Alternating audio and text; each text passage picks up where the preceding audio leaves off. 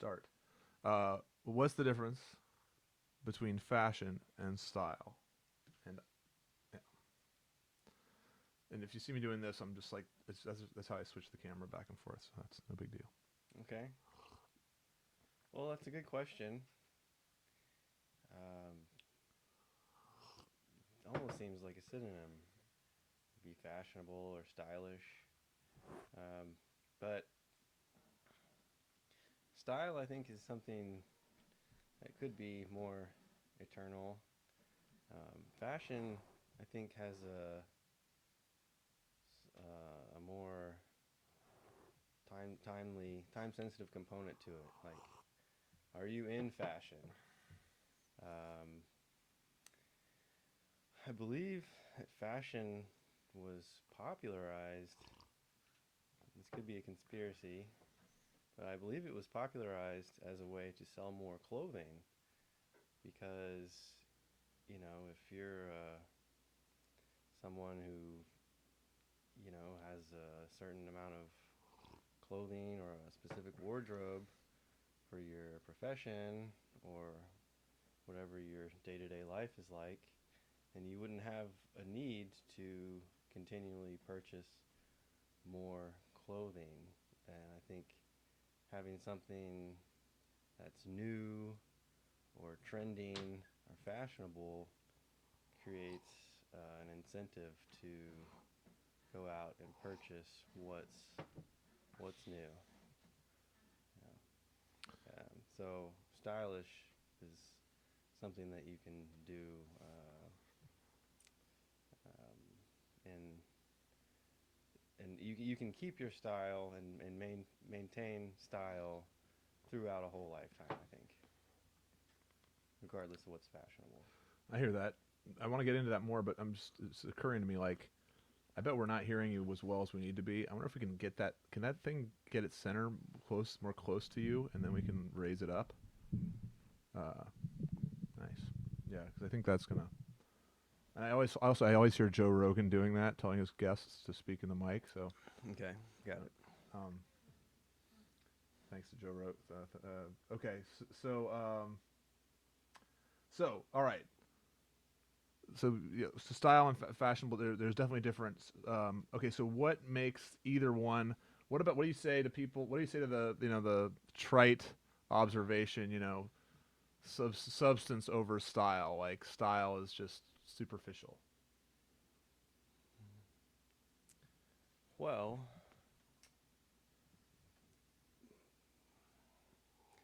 I think if you overdo style for style's sake, then it can, be a problem. Substance. I think style should start with substance. Um, Usually, with form, there's a function involved. Um, think of something like the uniform. The uniform is a style that signifies that someone works in a particular profession, and you wouldn't go to a interview in shorts and a t-shirt, um, just as much as you wouldn't go to conduct a train, in a policeman's outfit. What What do you think about like the Silicon Valley? I mean, I guess the Silicon Valley uniform is shirts and a t-shirt, right? Like, what's going on with people wanting to go to their work in shorts and a t-shirt? What's going on in that? What's that trend in society about? Yeah, well, I blame Steve Jobs. Yeah, Yeah. yeah. Um,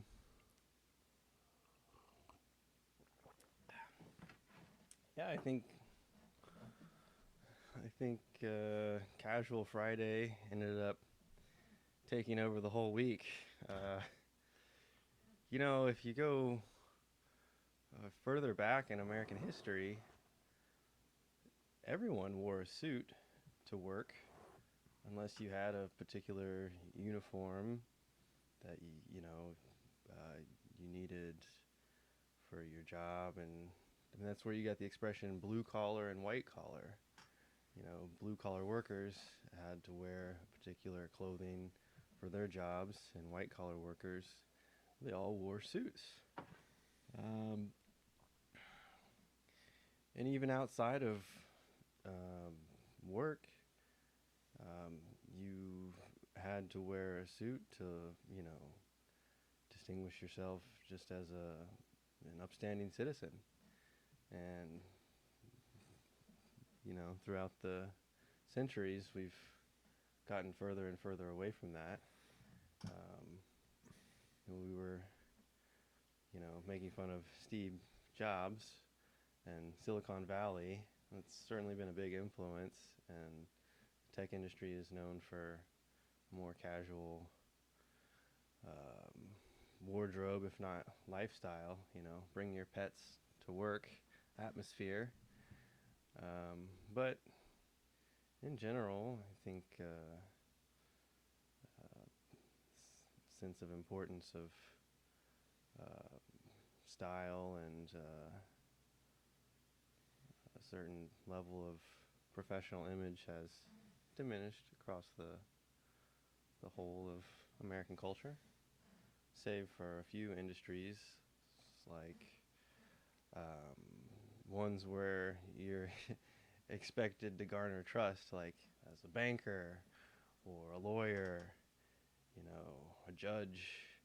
You're supposed to sort of give off this image of respectability, Mm-hmm. and that's in finance. We'll handle your money. You can trust us. There's the suit has stayed its course there. That's that is really interesting. I'm gonna upset the flow here, but I'll pay homage to what you said to keep the flow sort of going. Just as one wants to have a certain, maintain a certain reputation through a certain look. Well, let's maintain the reputation of this podcast by like closing the door behind. I'm gonna get up and close the door behind you and turn on the light over there, so it's not annoying optics for anybody watching. So do that real fast. Close door. On with the light. Hopefully that's decent lighting. Okay, cool. So, and I totally get that context around uniforms, because I sometimes, like, there's some bits of, like, I read a lot of sports journalism, and like I'll read this whole, these guys write these long basketball pieces on like various things going on around the NBA. But inevitably they'll do a piece on like, I really love the Nuggets new uniforms, or like, the new look on the Hawks uniforms, and I don't it's not my favorite part, but I don't not get that it, yeah, of course, why not have an opinion? And totally, sometimes like, those aren't uniforms. What the hell is wrong with? Oh, what color did they choose there? Like, I mean, so they're like little art pieces, but just like I guess that would be true about just what we wear. There's something about what we wear that expresses, it's a look, it's an aesthetic, just like an artist has an aesthetic. Yeah. Sure. Oh, you bring up sports uniforms, and but I would say, I would just like to add to that whatever uniform they're wearing, primarily it has to serve a function. So if the Nuggets get a new uniform, it's going to be made out of some sort of mesh or polyester or, loose, breathable fabric, so they can, perform well on the court first. That's going to be the first consideration. But then within, once you have that established, then you do have some degrees of freedom, like what colors, to choose. And but even like a particular team might have two colors that they're known for, but then they might have, even different style choices, like making it all white and then adding the the accent colors, or something like that. It's almost before your time, but the Chicago. I mean, I really remember the Chicago Bulls style very well. Like the Bulls had the fire engine red road uniforms, and then white with red lettering home uniforms, and then and that was something like it was the Bulls logo is this like perfectly symmetrical cartoon bull, but it's like simple to draw. It's almost like an icon, and then some at some point during the 90s where Michael Jordan's as his heyday, that's when he started winning championships. He was a star in the 80s, but he was in the 90s they ruled, and at some point during that they introduced their black uniforms. Mm-hmm. So and then I think it was black with red lettering, but it was just that's the kind of thing that you can do, I guess, just and yeah, people got excited about it. I think I remember thinking it was I got excited about it probably to a degree. So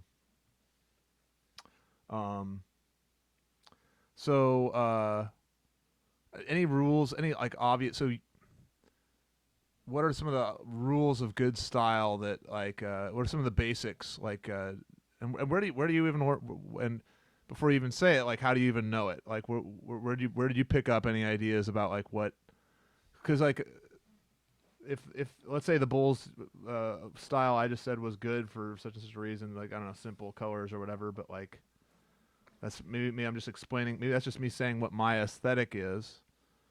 But there are certain agreed upon ways people react to certain colors or certain looks. So, what are your thoughts on that? Well, I guess I would start with what are you trying to project and communicate with your audience.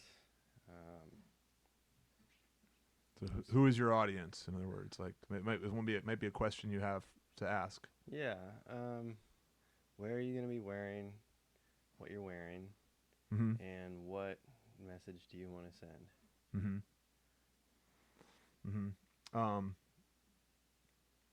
So I remember like in working in schools, there were times when I wore there's times when I wore a tie. I've worn ties to work, but that's actually become that's almost overdressed. Like I think it's still a good choice. Like usually, but if you go to my school on a given day, there's like the chances that you'll see a tie are like probably less than 50%.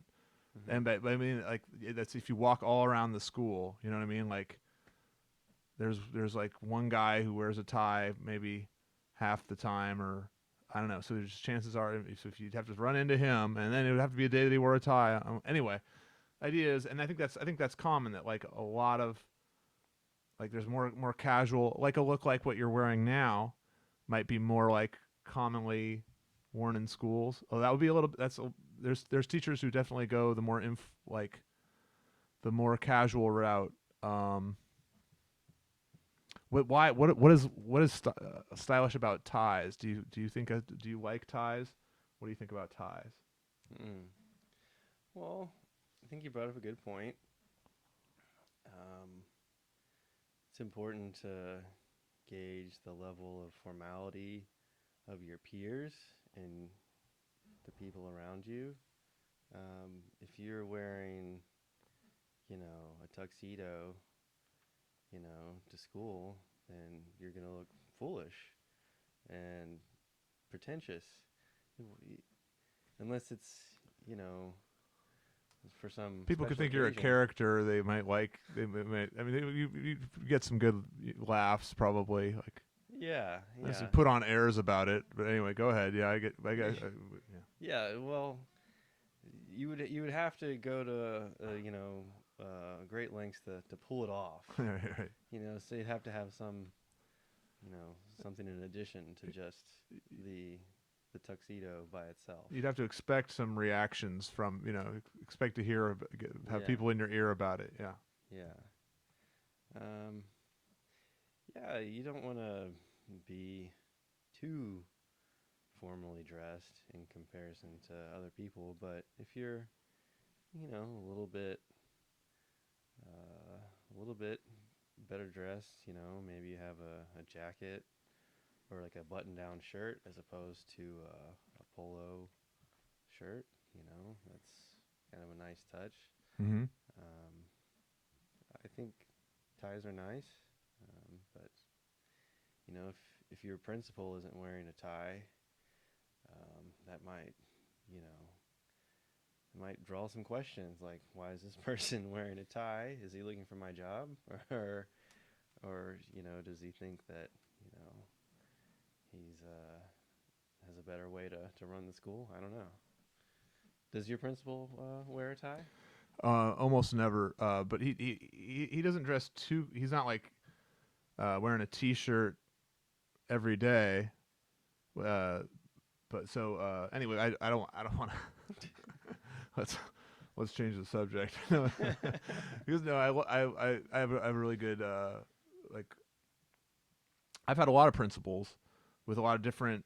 And they've had a lot, and there's been a lot, and their dress code has to change. They have formal situations and informal situations, like they have, and in fact, that's true of like one of the best role models I had in education was a football coach, and he would wear, like usually when I saw him, he's wearing a tank top and short like basketball shorts, but I think I caught him on campus during the day one time, and he's wearing a button down shirt and like slacks, so it's like he had to model different looks for different, different uniforms for different things. So, and that's common, I think, for teachers or for people in education, because you're working with students and they're not, unless you're at a school with uniforms, they're not wearing ties, and if you're, I don't know, so there the fashion is sort of you don't want to be, I think some of the lack of formality, is not from just like, hey, everybody should be casual, but rather like, hey, but we are trying to relate to these kids a little bit. Like,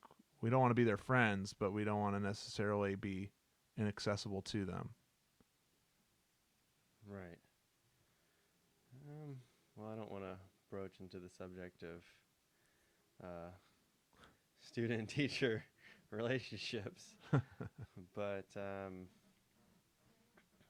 I had to wear uniforms actually when I went to school. I don't know if that's the case in the California public school system, but in the It's common at charter schools. So at my school, there's a certain dress code. Mm-hmm. I don't so call it a uniform, but it's a dress code. Yeah. Dress code. Yeah. Yeah. So as a kid, I had to wear a polo shirt and khaki or navy shorts or pants. Mm-hmm. And that was a requirement. So the dress code is a good place to start. I don't know. What do you do? You think that kids should have more freedom to express themselves, or do you think that there should be a uniform and limits? And that's especially hard to differentiate what expectations you might have for different genders now, if there's a difference between the dress code between different genders, Mm-hmm. and also what's considered appropriate. Mm-hmm. That's could be a subjective thing. Yeah. It's the dress codes at the schools I've been at. I think are generally helpful. Like but it is interesting because it's like I've heard it's a model of like when charter schools started like 25, 30 years ago, and a lot of them started with like more discipline. Like that's the model. Is like, why are we having a new charter school? Because we're going to discipline the students more than the public schools are. How are we going to do that? Well, we're going to give a lot of uniform. We're going to have a uniform, a dress code more strict than the public schools, and then we're going to punish these students for failures to comply with the dress code or for chewing gum. You know, like and then those infractions, you use them to have discipline.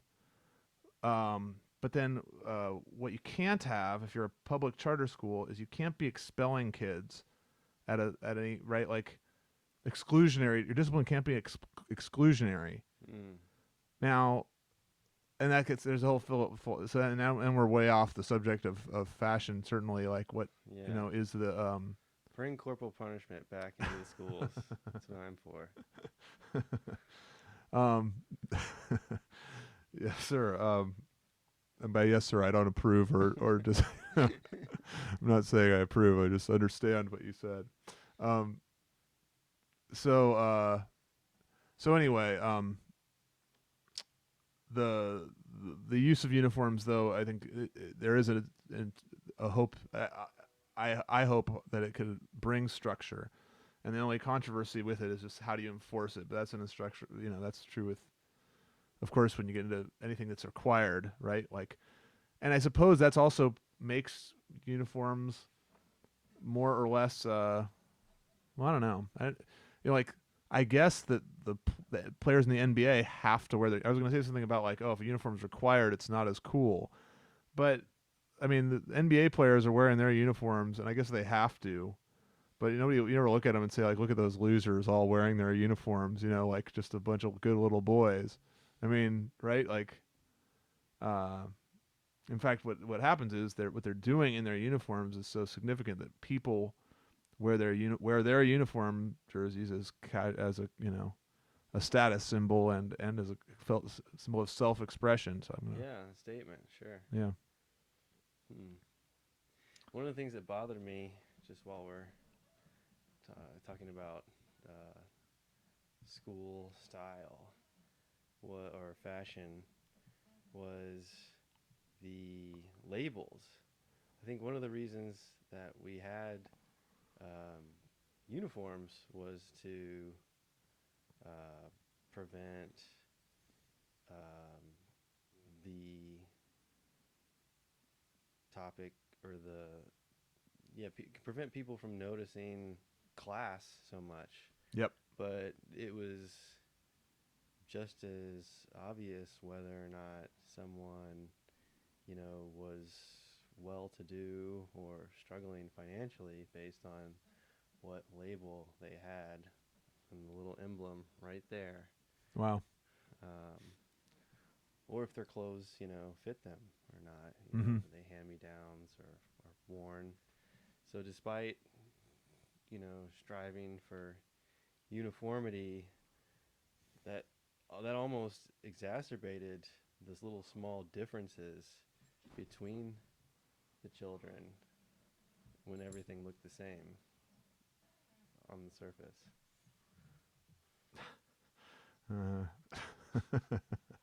Hey, Felix. He's got style.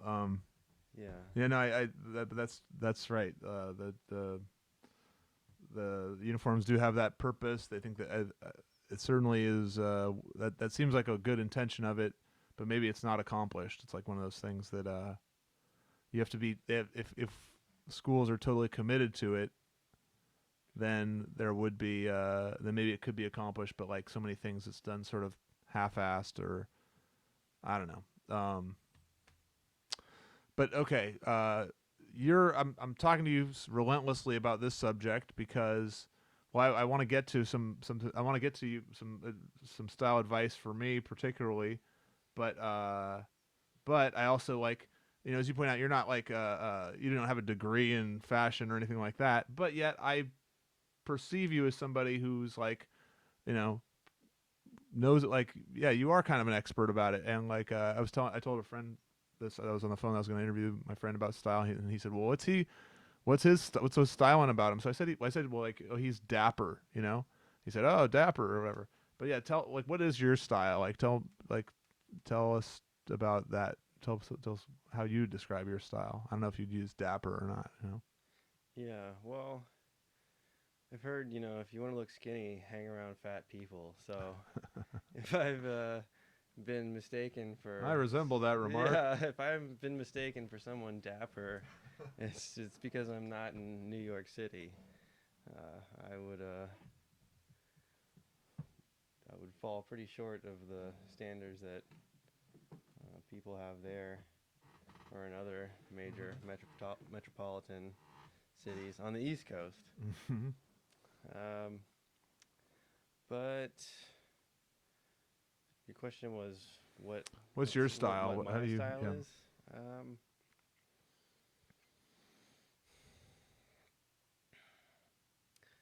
Well, I think I'm just. I think I like the more like classic look. Um, I kind of look towards people in the past who are style icons. Um, Cary Grant is one big one that a lot of people admire. Um, Who is Cary Grant? he is an actor in a number of movies that Yeah. nobody's ever heard of Which anymore. Gone with the Wind? No. No, North by Northwest Uh huh. is one. That's Hitchcock, right? Seen a few Hitchcock movies. Yeah, I've seen Uh huh. a couple. Um, but so that era, was over 50 years ago, but it's still looked upon as a good foundation for style. Um, then I kind of alluded to looking in the past when everyone wore suits, Mm-hmm. but I think that's a good place to look if you're wanting to start somewhere in style. Like like a lot of things, like politics, look to the past and how did we get here, and that should be a good guide. Mm-hmm. So I'll give you an example. One thing I kind of learned on my sartorial journey Mm-hmm. was that um, polo shirts, where did they come from?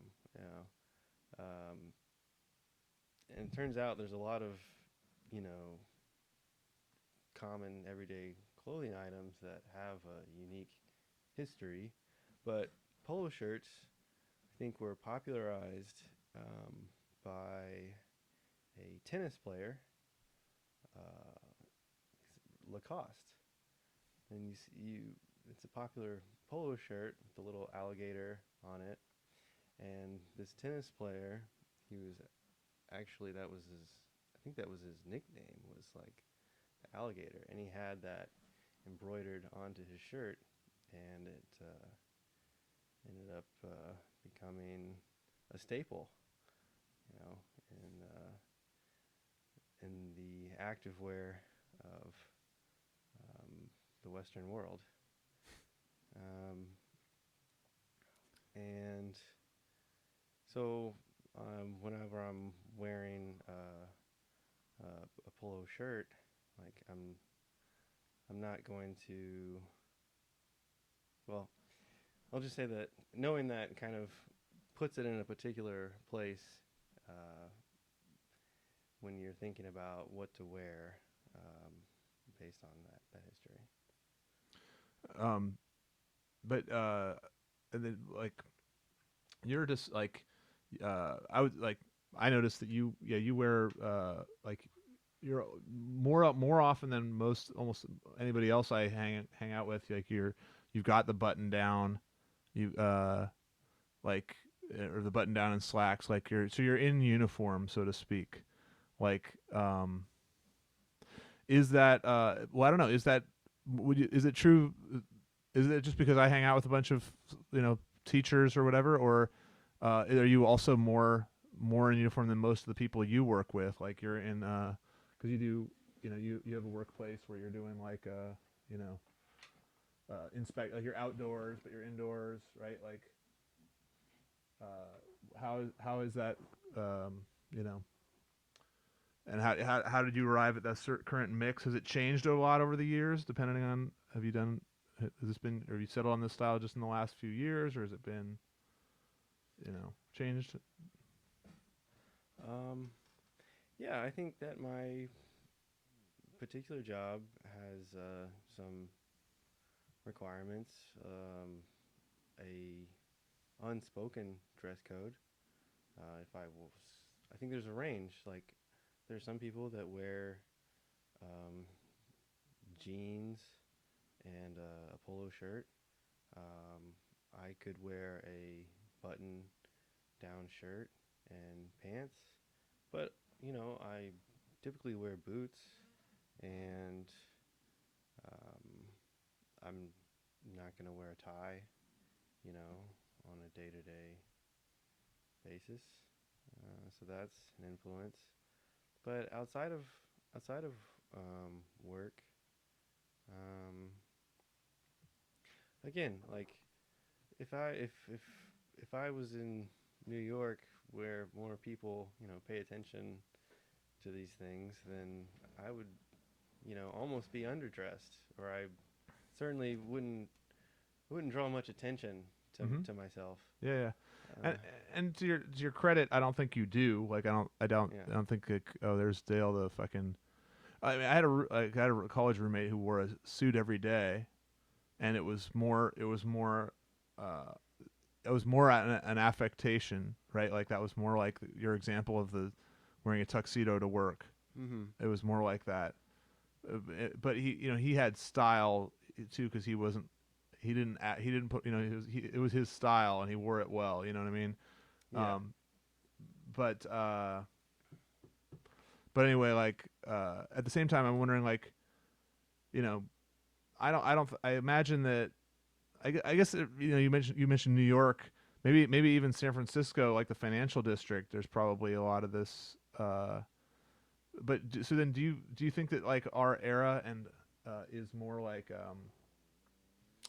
uh, is this a bad decade for style, or is this a bad geographic area for style? Like, do you sense that is the style go through good eras and bad eras?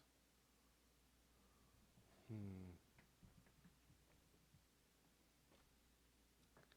I wouldn't say I'm well traveled to to speak on that. I think that I guess it just depends on where you are and the people around you. I'm sure there's plenty of room for innovation that or expression that people have now that they may not have had previously. Mm-hmm. Um, Living in Berkeley, everyone is, for better or worse, it seems to me like their own person. Uh, there, a lot of people are expressing themselves um, through different types of style. There's one person that I see regularly who goes around with a large top hat. Okay. It's over the top, it's it's comical, but like you said, this person uh, who you mentioned that dressed a little out of the ordinary, he owned it, and that's also an important aspect of style. I think is being comfortable with what you're wearing. Mm-hmm. Yeah, I think that's yeah. If you are making a statement and you stand behind it, then that's also good style. Are gay people more stylish than straight people, and why would that be? um, I'm not sure. What do you think? Well, I'm just talking about like there's queer eye for the straight guy, like that's a Mm-hmm. so Yeah, I don't know why that is. I guess there's more. I guess if you're gay, and meaning you are attracted to the same sex, I think you might be more aware of what the same sex is wearing, Hmm. Yeah. Yeah. and then therefore more self-aware and maybe critical. So you pay more attention to that. Right. Like some instead of thinking about my style, my what I'm wearing, I'm thinking about what women are wearing, Yeah. or the energy I spend thinking about what women are wearing is lost then to thinking about like sort of my own style. All right. Well, so what? All right. So give me a couple of tips for my own style, like just dressing tips for start with. Like what do you see? What's works? What doesn't work? I mean, I could think of some tips you've given me in the past, for example, like at a yeah. But go ahead. Yeah, I don't want to take them. Okay. Well, I would start with a few principles. You know, Nice. like, what are you trying to communicate? Um, and I think that's a good place to start because some people may not even, have that and be thinking, they might just go with whatever's comfortable to them or practical. But if you're trying to make a statement or an expression, I would start with what is Mark Dittmer trying Mm-hmm. to say. Mm-hmm. Um. Right. Well then And let me add on to that and say, like, we talked about like Cary Grant, um, the Prince of Wales. Was another you know big style icon back before his coronation. Okay. Um, but um, who who do you think of as like someone who you would want to maybe emulate, and whose style do you like? Who do you like as someone? Maybe what I've been trying to tell you over the last 10, 15 minutes is that I like your style. I think that's the you know Okay, yeah, yeah. okay. Well, I don't know about other people. I can't. I'll you know because I watch a lot of sports. So I mean like sports figures, but I mean so I like Michael Jordan's style. I mentioned him, like he mhm, was and he famously did wear suits well. mhm. Um, So that's another example I could think of somebody of liking somebody's style. Well, I would start off with like getting the basics down. Like, so I said that my style was more kind of classic. Like, I'm Mm-hmm. not trying to be fashionable. I'm trying to actually buy clothing items that I won't have to rebuy. I'll just keep them in the closet for many years to come, hopefully. And that means, like, if I purchase a tie, it won't be a very thick tie or a skinny tie. It'll be mid mid level sized. Um, I'll get pants that aren't tapered to my ankles really tight, or they won't be bell bottoms. They'll be straight cut, just Mm-hmm. sort of in the middle, Mm-hmm. to hopefully weather the seasons of fashion storms that arise. Um, and get clothes that fit well. Get clothes uh, that have colors that suit you. Blue, light blue looks good on everyone. Navy blue looks good on everyone. Um, I once heard that blue communicates like peace and like I heard this whole breakdown of colors. Like red is a dangerous. Red communicates like danger. You know, like Mm-hmm. blue is peace. White is trustworthy. Mm-hmm. Wearing white is if you want to come across as trustworthy. I forget. I kind of green maybe helps people think of money. I don't know if that might be like that one sounds a little superficial. Hmm. I don't know if you ever hear any of those. Well, that's interesting. Um, yeah, I can. I think that like for different skin tones, you might like, so green. That's a large range. Like you could have Right. lime green, you could have hunter green. Some people's skin tones look better with jewel tones, and then some people who are more fair complected could, look good in a different, like a lime green. Um, I think that you wanted to start off with your hair, which is that's not an article of clothing. But that is Yeah. nevertheless Let's get to that. Let's get to that. that is a bold statement. Yeah. Um, okay, so wait, what's a bold statement? The getting a haircut or uh, yeah, what's a bold statement? My hair as it currently is a bold statement, kind of. Would you say? Well, your hair is just sort of if it continues on its current course, it'll be a tragedy.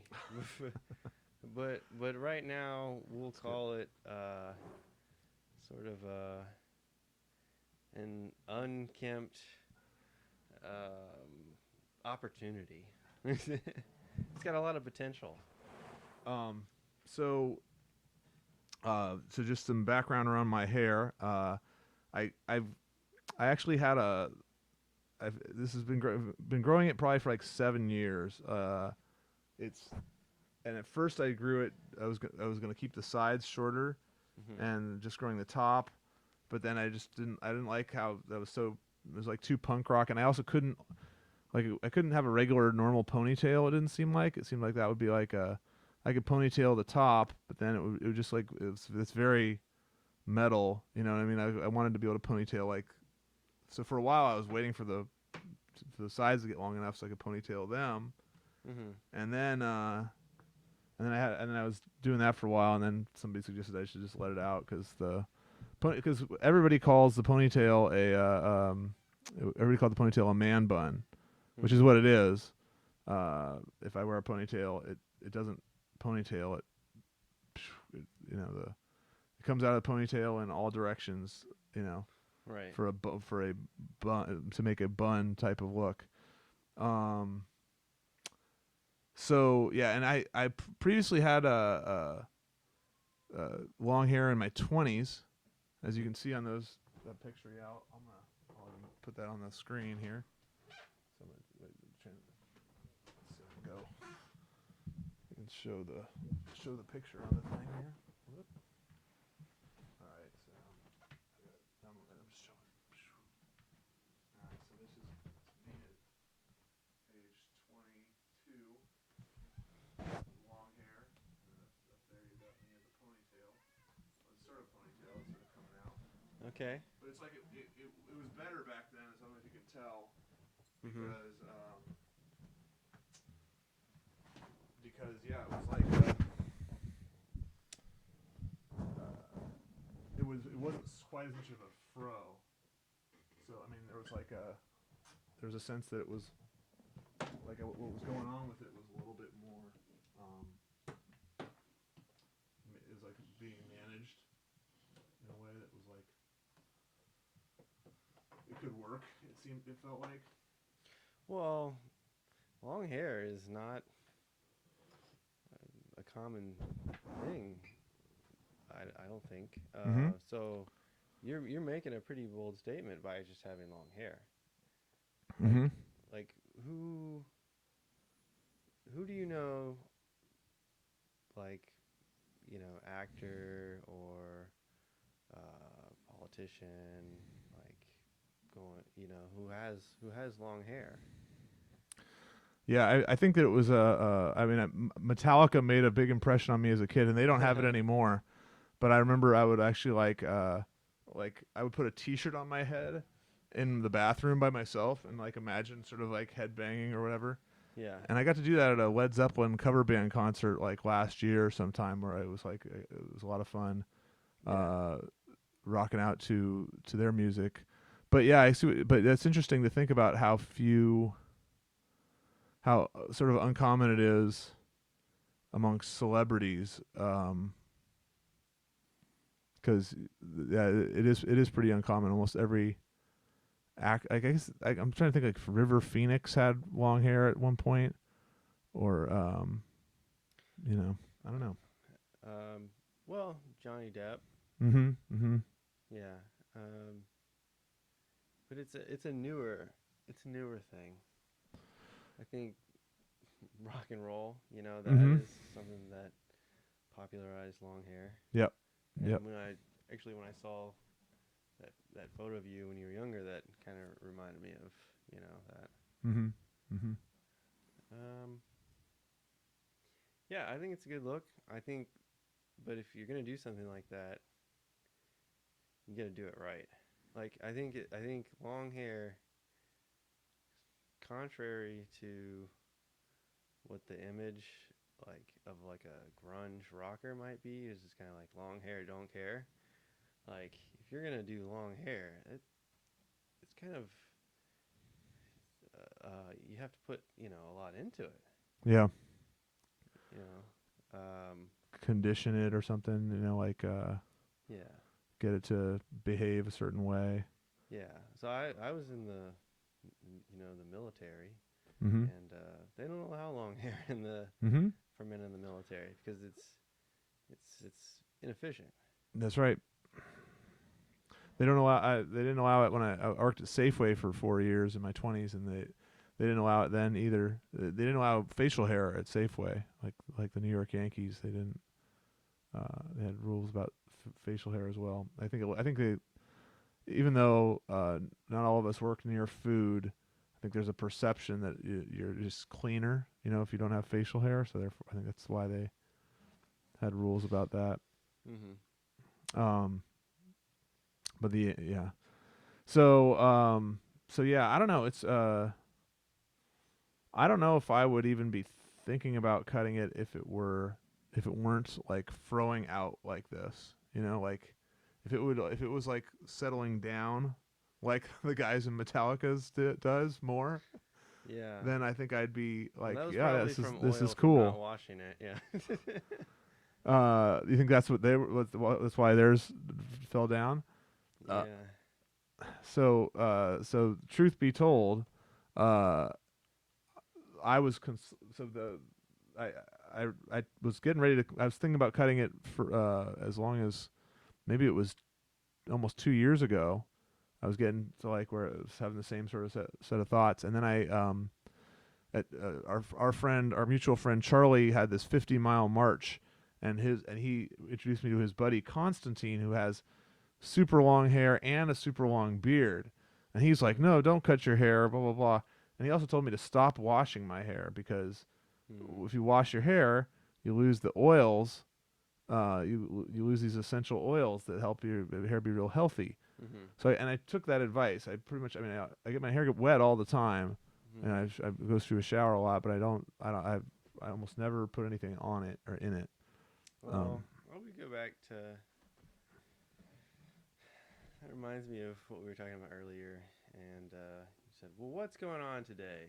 Is style? Is this a bad generation for it, or Yeah, yeah.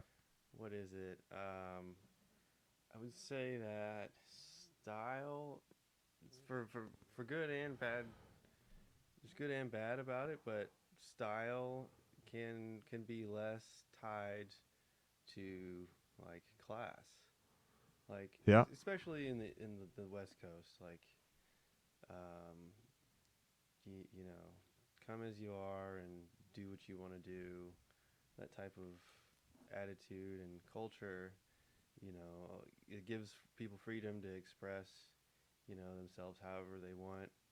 Um, but like also, like dapper, like that has a like particular connotation, and um, and it's not typically associated with people in the woods or in rock bands. True. That's Yeah. true. Yeah, yeah. That's a good So point. yeah, if you're trying to go for like dapper, Mm-hmm. it's almost like a East Coast That's right. waspy It's type of traditional. thing. Yeah, Yeah, or yeah. traditional look, um, which is I'm trying to do that, but in a sort of a laid back look, like kind of like a cad. You know, Sort of a I'm not a modern. gentleman. I'm just kind of a rogue, caddish type guy who just put on a jacket because I had to, but just threw this on. But I'm not gonna have the matching handkerchief in my Uh-huh. pocket. Uh-huh. Um, Yeah, so yeah. yeah, so I it seems like you might have been conflating like dapper and stylish. Like you can be stylish in a different type of way, like Yeah. whether that's like a so how would you describe that, or what are you trying to Yeah, that's an interesting for?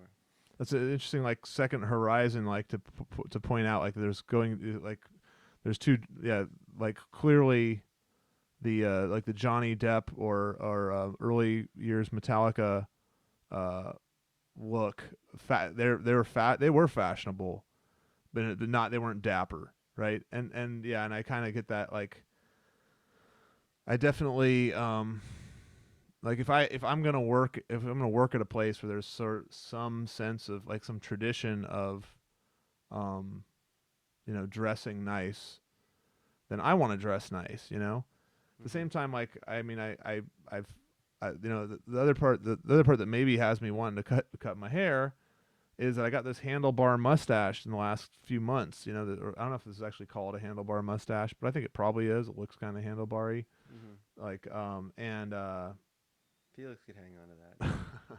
Go for a ride. and the thing about and I basically think like, well, I think I like the mustache better than the long, or it seems like the mustache is working for me better than the long hair is, like because like I said, the long hair hasn't been working for me in terms of like how it's acting. But maybe I could do something. Maybe I could, you're just kind of making me realize that I could maybe do something about that. Like I could get it cut without getting it cut. You know what I mean? Like I could get it thinned out or something, right? Like I could get some products to make it lie down When's the last time better. you got a haircut? Oh, I mean, I think maybe five or well, I told you I try to cut my sides for a minute. I think that had to be like 6 years ago or something like that. So I think it's been that long. I haven't. Yeah. You haven't gotten a legitimate haircut in 6 years. I did once. I think maybe I had somebody take like an inch off. I maybe went in, paid $15 and said, "Can you just take an inch off everywhere?" Because Yeah. because I was concerned about split ends or something like that. So Yeah. I might have done that like 2 years ago, or Yeah. 2 3 years ago. Yeah. This is what I was talking about. Unkempt potential. Okay. Yeah. So you've been a farmer growing out this patch here for 5 years, but you haven't done any landscaping.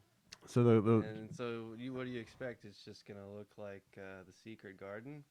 the pretty much that's pretty much the hope that the secret garden is Yeah. right. Yeah. Yeah. No. No. You can't just show up and expect things to work. Mm-hmm. It's got to be premeditated. Yeah. Yeah, it is. I'm a little bit torn because these two, like, because I'm realizing like one thought I had about cutting the hair, like just cutting it off, was that like just getting it short, was that well I have the handlebar mustache now and that works better anyway. I'll just have that. but I'll have short hair. But then I realized like part of what I like about the handlebar mustache thing is it's this like it's kind of a motorcycle look. Like I mean I've legit thought about getting a motorcycle to go with this look I've got going, you know. And I'm wondering yeah, if like, you kind of illustrate it with like it's like rocker versus dapper, you know, like probably better pick one Yeah. as opposed to Don't sell out to corporate, man. well, because like the handlebar mustache is definitely the rocker thing. Like I don't know if it would work with short hair. I mean, I know a guy with a handlebar mustache and short hair looks all right. Well, the handlebar mustache, that's that can come and go. It's true. The long hair took you 5 That's years to grow, that's right? right. That's right. I can grow a handlebar mustache in 5 days. That's right. That's very true. It's less of an emotional investment and less of a time investment. Yeah, So certainly more than a motorcycle, less than a motorcycle. Well, no, that's interesting. That helps me sort of get my head around it. I don't know what I'll do exactly, but it's like I gotta do something, right? I gotta do something. It's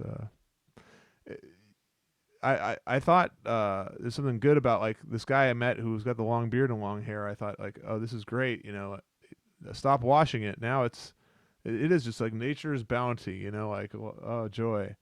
But yeah, I also know I kind of know that good like looking good in most cases is not just a natural occurrence. Like there's like all the people who look good for in various ways and reasons, it's like usually a product of a lot of work. For a lot of girls, it's like, you know, whether it's like working out, like all these abs workouts or you know, makeup and all that stuff. I don't know. Yeah, I mean, just because LeBron James was Yeah. a phenomenal athlete, does that mean that he didn't have to go to practice? I mean, Iverson didn't, but Right. Right. One other thing on this, and then I wanted to ask you something else to sort of change the subject. But I feel like one benefit of having long hair is that I don't think that marginal people who are part of like other certain identity groups, they don't see me as the man as much. Like you know because.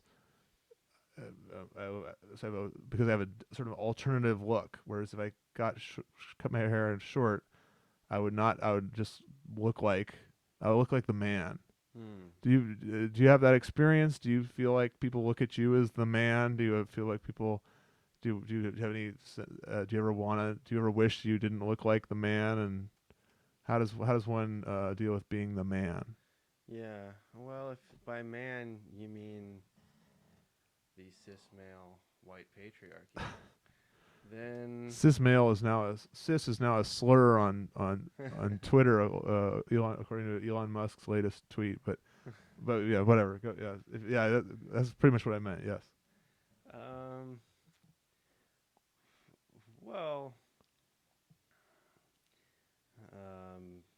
if anything, yeah. For I don't know, for all the negative things that some might have to say against that, though that group that looks like that, I've gotten more positive looks and more attention the better I dress in that way. Yeah. And maybe that's maybe you would get that same attention if you dressed the way you wanted to look in your sort of alternative West Coast style. Nice.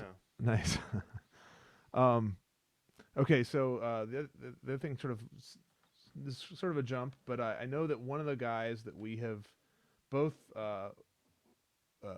consumed content from, he has style. He talks about style, but also talks about other things. Is Kevin Samuels. So what anything that you would say that you learned from him about this, or just any thoughts on about this, and then I don't know any thoughts about Kevin. Have you been listening to Kevin lately? Obviously he's passed away before I even I don't know if it was before you knew about him, but it was before I knew about him. He passed away. Mm-hmm. Um, Yeah. Great man, Kevin Samuels, and was a was a style consultant. Image Um, consultant. Yeah, yeah, yeah. image consultant. Um, lived or spent a lot of time in New York. Um, I would say something that has two things that have stuck out from Kevin Samuels. One, he was big on getting a particular type of cologne, an advocate for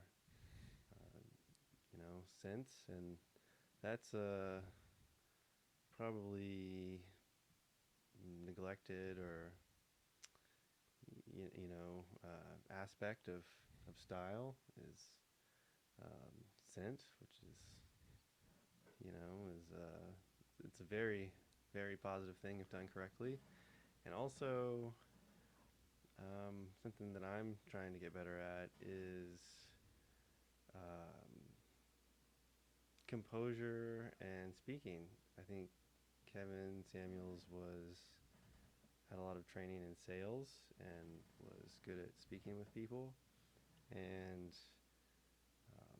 your charm and conversation and grace is something that is just as noticeable as an awkward, out of place tie, or you know, a well fitting suit. Mm-hmm. Yeah, that's interesting. I didn't. So does he give tips on like public speaking, just how to? Because I've never heard him do that, but that's always been something that was important. Or like I caught that early on as a like well that's an important skill that I need to work on. Although it's one of those, it's I mean I would claim it's almost as much a spiritual, like it requires like being a good public speaker. You almost have to get to know yourself on another level. And Sure, that's substance right there, right? Like sure, and Kevin Samuels probably reached popularity at he peaked whenever he was speaking to a particular audience, mostly women, but he um, had done a number of other things and spoken with other audiences and with different topics. But um, you can see how well honed his approach is on his show. Um, and he talks a lot about that came from like a sales background. Like whenever he would speak to someone, a caller, he would immediately ask them, how old are you? Which kind of helps him narrow down, what type of audience he's speaking well, he would also ask like, what's your height, weight?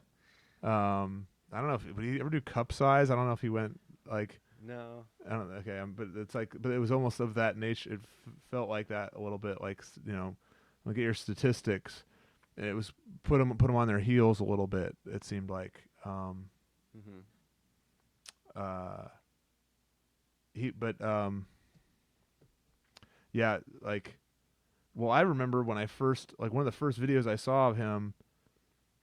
It was like there's like some 10 minutes of like nothing going, of like just 10 minutes of music at the front end, Mm-hmm. or like was it? I'm like, is there technical difficulties here? It's like, but he did have, I guess overall, I wouldn't characterize his videos as being amateur hour or anything. I mean, there was a method to it, Mm-hmm. but it was oddly, it was a little bit like it was homemade. I mean, it wasn't that far from what we're doing right here in terms of like production. I mean, I disagree. Like initially, if you go back and look at some of his older videos, um, you know, his background was more casual, and he might have been wearing like a turtleneck sweater, as opposed to, you know, towards the end of his life and the peak of his production value in his videos, he had kind of gotten things down, just tailored just the way he wanted. Like he was wearing a particular suit each time and a particular style of glasses, and he had a lot of his elements in his show were actually professionally done. I think uh, from outside sources. Yeah, well, let's say I was talking about. Let's say the one I saw was in the beginning. You know what I mean? Sure. Because yeah, but I clearly, yeah, I know he had great style. But it's just like, and maybe that's why he could speak on it, is that he put that effort into it to improve it over the years. But and what we're like, because he worked for himself, like it wasn't part of like, he wasn't doing this on NBC or something like that, where it's Right. all like the celebrities that we get to know that way are like you know uh, they go through the little machine and they pop in front of you all made up, Mm-hmm. through the whole. So maybe that's just something about starting out on YouTube, or sort of doing your own thing. I'm also like, it's kind of what's really one, I mean, very unusual that he's able to, like the whole, like you said, that he, like toward the end he was speaking to mostly women. Mm-hmm. Like how the hell did he manage to ever assemble, you know what I mean? Like for a man to, like, what balls to for a man to be able to pull that off. Like Yeah. do you think that either of us could ever have a show that was just tailored toward women, like Kevin Samuels? I mean, with um, several decades of practice. Yeah. It's Do you have anything to say to our female audience members right now about how they? No, I don't know. Where would we even start? Right? Like, I don't think. But I, well, I suppose that's where it starts, is actually thinking you can help, right? Like, because I do believe he was talking to them with like the intention of trying to help them and the world by helping them. Like that's probably the first step, is actually thinking you can do some good in that. It's just hard to imagine being able, like, I don't think I can, I don't think that I have like a message that's powerful for women myself. I haven't honed. I'd have to start crafting that message, I guess, would be the first yeah. thing. But before you do that, you should probably start crafting that long hairstyle and master that. Because women are very honed in on style. Like one of the reasons we're talking about it is because or one of the reasons to be stylish is to impress women. Yes. That's a consequence of being stylish. Yeah. Yeah. I mean, yeah, and it's I guess it's silly to talk about it as if like it's a weird, strange phenomenon, because we all know that we like things that look good. Basically, that's basically how simple it comes down to. Yeah. Yeah. Just want to look good. Um. Yeah. Gotta look good for my IG, for my TikTok. Well, I guess that would be so. I guess it's all. Well, you said it's all audience. Like what's your audience? So that's a place. That'd be a place to build your audience, or if you want to have an audience. Yeah. Well, is there some place we can find you on IG or Oh on no, never. never Never. never? What if you want to? What if you have a message you want to get out there? Wouldn't you use IG then? I'll use the post office. The the post office. Yeah. Yeah. Let's keep it classic. Just send people those send people flyers in the, like, just get the flyers out there. They're still going out there. In fact, yeah, I brought this here for you today. This is typically what one might get in the mail. I had brought this for the Style podcast, but I got this at Uniqlo. It's a catalog of the spring summer 2023 collection that they have. You mentioned Uniqlo in a text message to me. I thought you said you were going to get dinner at Uniqlo. I like Uniqlo. I don't know. I've never heard of Uniqlo. Yeah. What is it? They're like, Where is it? I don't want to misspeak, but I think they're like the Japanese Gap. But they Oh, yeah? are in the Bay Street cluster. And what I love about Uniqlo is they have a lot of simple, staple items, a lot of neutral colors you can get to supplement your wardrobe, and they don't have any labels on them, which is kind of a pet peeve for me. You know, I don't want to be a walking billboard. So Or a snob who's like, oh, what label is that? yeah, gives like my Ralph Lauren or Gucci Yeah. signature. Yeah, what are you wearing? You know, what are those? You know, that's what they ask at the Oscars. I forget how they phrase it there. That's for me? Not what are you wearing? Who are you wearing? Right. Yeah, that's right. Who just referring to the designer who made that that thing. Well, I think that's probably I think that's as good a place as any to stop. Dale, thanks a lot for coming on, and very much appreciate it. Hope you'll come again. Hope you'll come on again sometime later on. My You wanna pleasure. talk Thanks for about- having me. You bet.